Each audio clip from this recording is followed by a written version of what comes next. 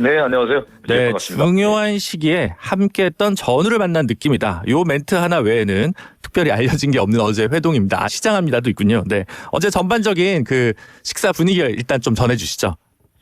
뭐 분위기는 오랜만에 이재명 대통령님과 함께 만나는 시간이었고요. 그동안에 저희가 박찬대 원내대표를 비롯해서 원내대표단이 2024년 5월부터 2025년 6월까지 한 13개월 동안 수많은 여정을 겪었습니다. 잘 아시다시피 윤석열 검찰 독재 정권에 맞서서 또 싸웠고요. 불법 계엄, 또 탄핵을 넘어서 대선 승리까지 이어지는 큰 오랫동안의 어떤 여정을 함께했기 때문에 그 자리에서 만나서 서로 얘기도 나누고 회포도 푸는 자리였고요. 오랜만에 대통령께서도 편안한 얼굴이셨고 저는 이재명 대표와 박찬대 원내대표가 함께 들어오는 모습을 보고 좀 찡하는 그런 느낌도 많이 받았습니다. 그러셨군요. 그게 네. 원래 그 마지막에 원내 수석 부대표셨고 그 전에 박찬대 원내대표 하기 전에도 지도부에 있지 않으셨나요? 그렇죠. 제가 이제 이재명 대통령과 함께는 제가 2022년부터 대변인을 쭉 맡았었습니다. 네. 그러면서 많은 인연을 맺었고요. 지난 대통령 선거 과정에서 이제 정무 이실장을 하면서 대선 과정의 최전선에서 같이 함께 대선 승리를 이끌었습니다. 네. 근데 이제 뭐 원래 잡힌 일정인지 아니면 이게 또 당내에 명심을 전달하기 위한 어떤 퍼포먼스인지 해석이 좀 여의도에서 갈리는 것 같더라고요. 그래서 이게 명천 갈등 때문에 잡힌 거 아니냐 뭐 이런 얘기들 어떻게 생각하십니까? 저희가. 그렇지는 않고요. 뭐 지금 이제 언론에서 이제 명천 갈등 이런 표현을 쓰는데 사실 이제 당내에서 뭐 여러 의견들이 있지만 이재명 대통령의 어떤 성공을 위해서 당이 이제 하나가 되는 데 있어서 그 방법론에 좀 의견이 있기 때문에 그런 언론의 프레임이 좀 씌워진 것 같은데 저는 하나 된 마음으로 이재명 정권의 성공을 지원한다고 보고 있고요.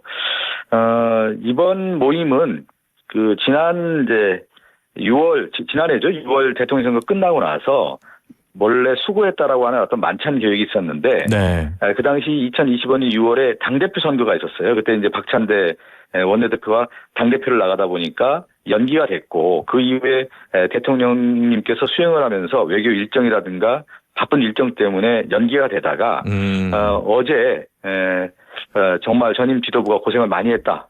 만찬 함께 하자라는 의견들이 있어서 어제 만나게 됐습니다. 밀리고 밀려서 잡힌 거지. 그렇죠. 네. 예, 한 8개월 만에 만난 거니까요. 확대 해석을 하지 말아 달라. 네. 예. 그렇긴 하지만 어쨌든 그 뭐 최고의 지도부 선수들이 모였으니까 네. 그 조국 혁신당 합당 얘기가 진짜 지읒도 안 나왔다 그러면 히읗도 안 나왔다 그러면 국민들이 믿을까요? 못 믿을 것 같은데 거기다 비공개 만찬이었는데 이 얘기 전혀 없었습니까?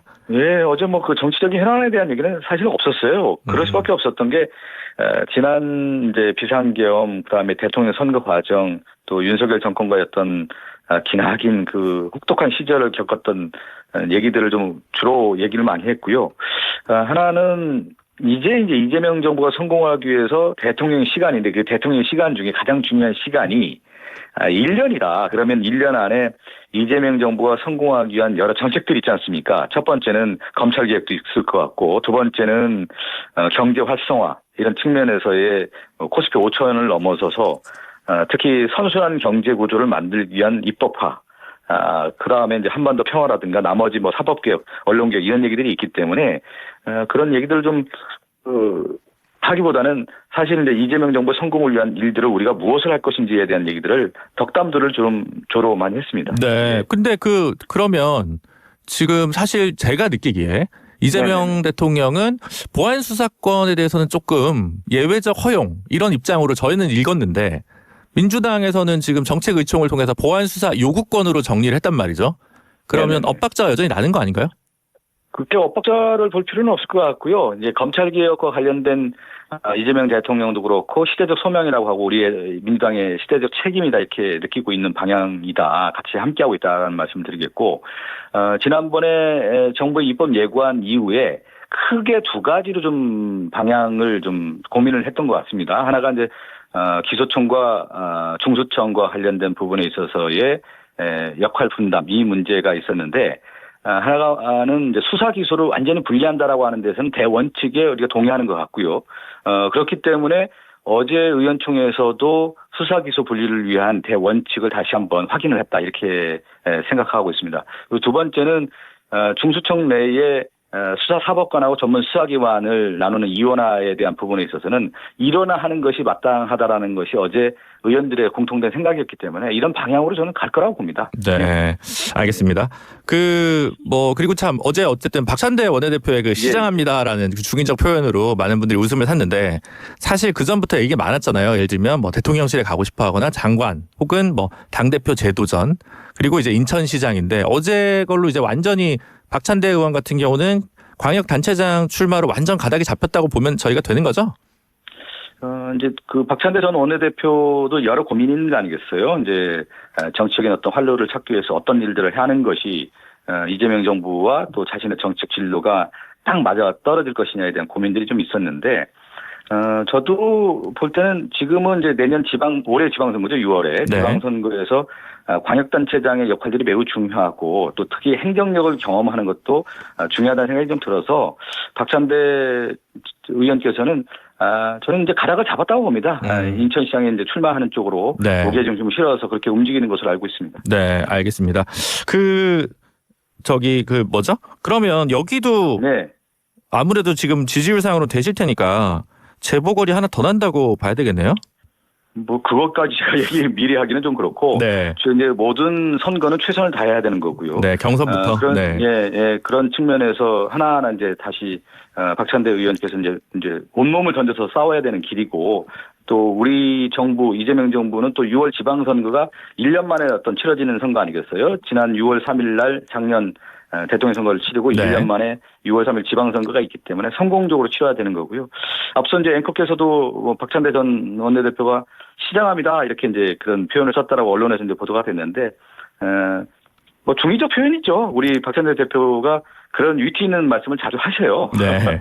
자주 하시면서 분위기 전환도 했는데 그만큼 뭐냐면 아마 이제 결심을 했다 이런 말씀으로 저도 이제 행간의 의미를 읽었습니다. 네, 알겠습니다. 예. 지금 사실 이번 주에 전반적인 지표상 민주당 지지율이 조금씩 빠지는 여론조사 결과들이 좀 있는데 이게 아무래도 이제 조국 혁신당과의 합당 문제 이슈가 좀 갈등이 전면화 노골화 되면서 이제 메시지 관리에 실패했다라고 이제 보여지는 측면이 있거든요. 그래서 네네네. 의원님 지금 보시기에 이 조국 혁신당과의 합당 문제 오늘도 이제 문건 문제로 시끄러웠는데 어떻게 보고 계십니까?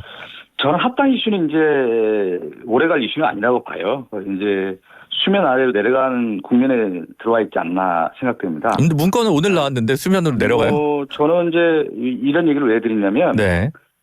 모든 일이 이제 이루어지려고 하면은 흐름이 있잖아요. 흐름이 있을 때 보통 이게 합당이 되기 위해서는 합당의 주체라고 하시는 당 지도부가 아주 치밀한 계획을 세워서 로드맵까지 제시하면서 그 이전에 사전 정지 작업도 하는 겁니다. 의원들에게 의견도 좀 물어보고 언론에 좀 분위기도 띄우고 그러면서 분위기를 좀 숙성시킨 다음에 의원들 간의 공감대도 만들어야 되는 거거든요. 네. 의원들에게도. 그런 가운데 마지막 당원의 지지를 확보한 가운데 이것이 추진할 때 일이 이루어지는 건데 그러한 흐름으로 볼 때 이게 좀 미흡했던 부분이 있는 것 같아요. 절차적으로. 네.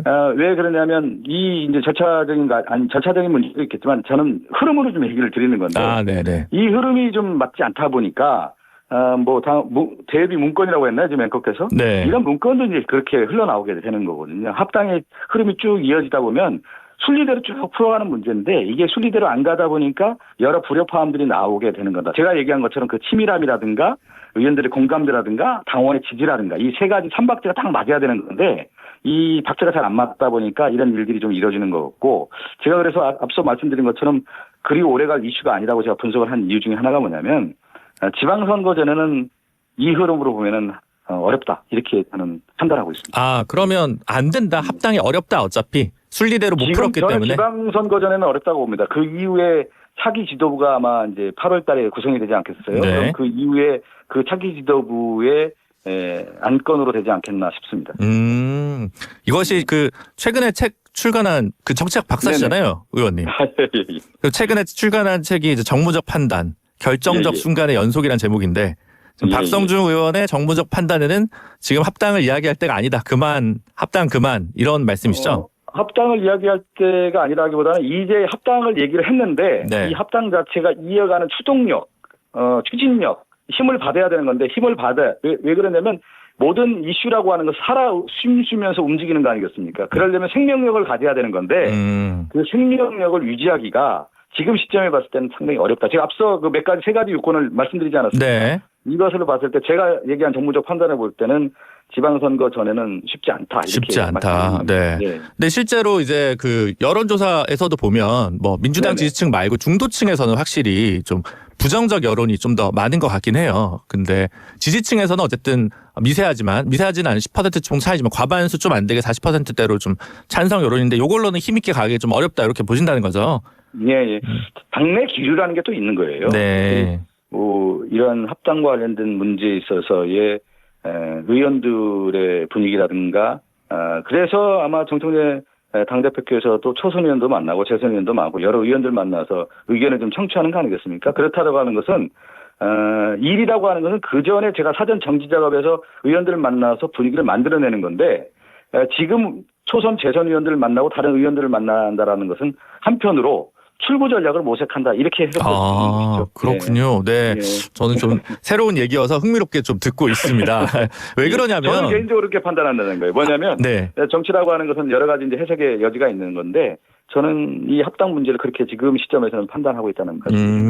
두 가지가 있는데 왜냐하면 이제 친명으로 알려진 의원들 중에서 김영진 네. 의원 같은 분은 결국 할 수밖에 없지 않냐 이렇게 좀 보시는 것 같고 한준호 의원이나 뭐 이현주 의원은 세게 지금 안 된다라고 얘기를 하다 보니까 친명 쪽에 이제 컨센서스 흐름이 뭐냐 하는 게 저는 좀 잘 안 잡히는데 어제 만찬을 하고 오신 분께서 이렇게 얘기하시니까 제가 되게 귀가 번쩍 뜨이네요. 네. 이 얘기는 어제 뭐 만찬장에 전혀 얘기 안 하고 네네네 그 말씀을 하셨습니다. 질의하는 내용들에 제가 네. 전반적으로 보고 알겠습니다. 지금 시점에 합당에 대한 논의 흐름으로 볼 때 저의 판단을 말씀드리는 겁니다. 네.